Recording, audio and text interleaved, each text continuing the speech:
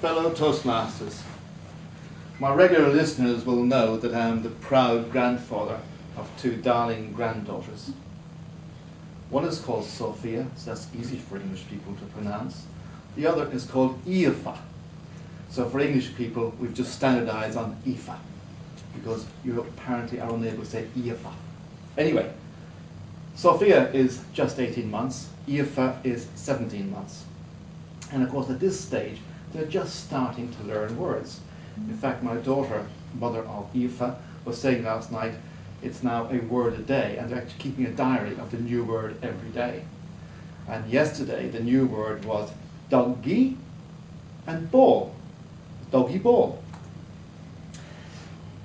But Sophia was the first to speak. Her first word about Christmas time, when she was just over a year old, was airy, airy.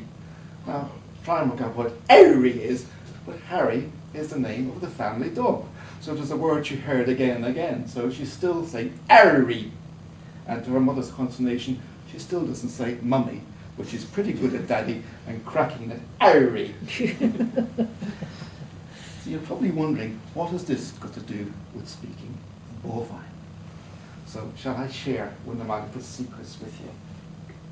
Wind the clock back to when I was a teenager. One of my fellow classmates did a cracking good job at doing the looing sound of a cow. Now I couldn't do it when I was 15, and I can't do it now either, but I will try nevertheless, just to show you. My vocal cords don't work properly. He would go, moo! I told you I couldn't do it properly. And of course I tried, and it was brought much laughter to the class as I tried to do this move. I failed. And being a kind of a competitive person, I needed somehow to get better than my friend John McGee. So I tried, and I came in and I discovered I could do moo. So he would do moo, and I would do the moo. And this became our trademark, so to the consternation of the teachers and the amusement of our fellow students, we did this like Punch and Judy show, the cow and the calf. So wind forward again now to when I was about 30 years, and I've kind of forgotten all this thing as one does. And I'm now surrounded by a clutch of nieces and nephews, ranging in age from about, well, infancy really through to my senior niece was just then about 10. And we were at my grandparents' place, which is farm, and lots of cows and cattle. And I remembered my teenage fun with the calf sound. So I did the moo, and I was surprised the animals reacted. So I practiced this, and I got better at it. Moo. And what I'm doing really is trying to simulate the sound that a distressed calf makes. So you go, moo.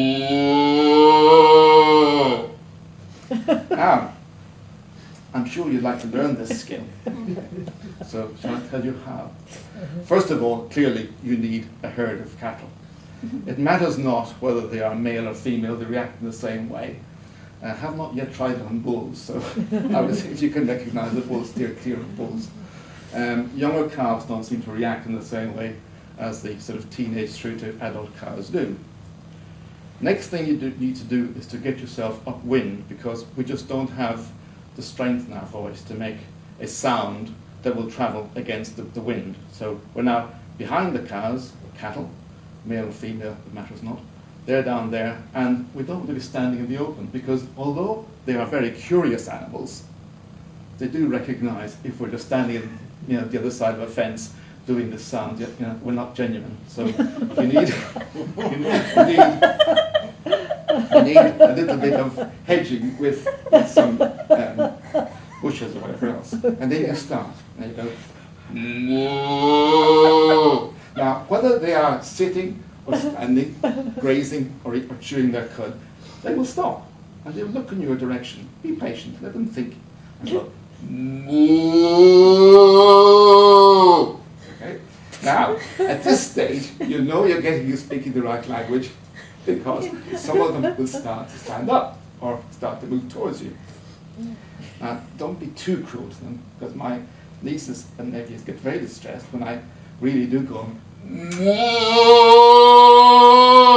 because you can see particularly the cows, that's mothers of calves, they get a little bit distressed, so don't go too hard on them. Now they'll start to run toward, walk to start with, and then they'll start to run towards you. Don't be frightened, you've now got a fence between you, okay?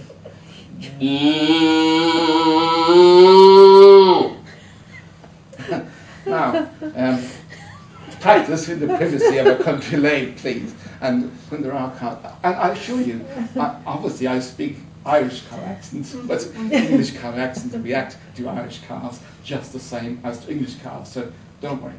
So you're not got the crowd coming towards you. As they come, this distance, and I guess where the lights are away, just calm down, because their ears are flapping and they will be looking at you, and they'll be looking for the distressed calf. I haven't had the courage to actually do it anymore at that point, because I don't know how they would react. So you've now gained fame with your nieces and nephews or your friends or whatever else. So wind it back down to the reality. My two granddaughters, about this time next year, I think will be just ready to be introduced to Granddad's ability to talk to the cows. Already my nieces are waiting for their children to be old enough to pass on this fame that I've got. So if you live near here and you hear stories of cowherds running wild, just bear in mind it might just have been Granddad Cyril, or Granddad Popsy as I'm known, introducing his granddaughters to speaking Bovine.